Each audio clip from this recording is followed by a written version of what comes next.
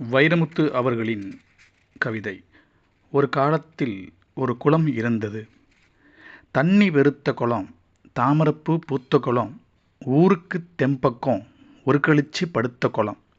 உள்காட்டு மூலையில் ஊர் பிறந்த வேளையில் கர்ண மகராசா கரையெடுத்து வச்ச குளம். மழையோட நீர் வாங்கி மண்ணோட நிறம் வாங்கி செந்தண்ணி யானாலும் சீனித்தண்ணி யான குளம்.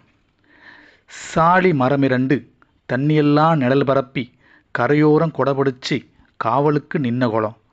காடுகரை போனவர்க்கும் காக்கா குருவிகளுக்கும் ஆடு மாடு அத்தனைக்கும் அனுசரணையா ஆன குளம். ஐப்பசி கார்த்திகையில் அடைமழையை உள்வாங்கி நிறமாத பொம்பளையா நிறபெருக்கா நின்ன குளம். வாழ்ந்து கெட்ட சீமாட்டி வளவி மட்டும் போட்டது போல் கோடையிலும் குடிதண்ணி கொஞ்சூண்டு வச்ச குளம்.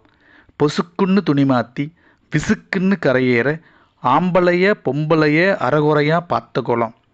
தவக்கா சத்தமிட சரஞ்சரமா கொக்கு வர சொட்டவாழ மீன் தவ்வ சுறுசுறுப்பா இருந்த குளம்.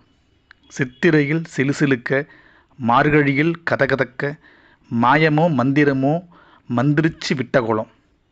தாகமின்னு வந்தாலும் தற்கொலைக்கு வந்தாலும் வாங்க மக்கா வாங்க வாய் நிறைய சொன்ன குளம். மாரோட பிள்ளை கட்டி வயிறோட கல்லு கட்டி செவனம்மா பொணமாக செத்து மிதந்த குளம். மனுஷப்பய கூடி மண்ணை ஏமாத்த மழையெல்லாம் கூடி மனுஷனை ஏமாத்த இன்னைக்கு தேதிக்கு இல்லேன்னு போன குளம். என்னைக்கு நினச்சாலும் என் கண்ணில் உப்பு குளம்.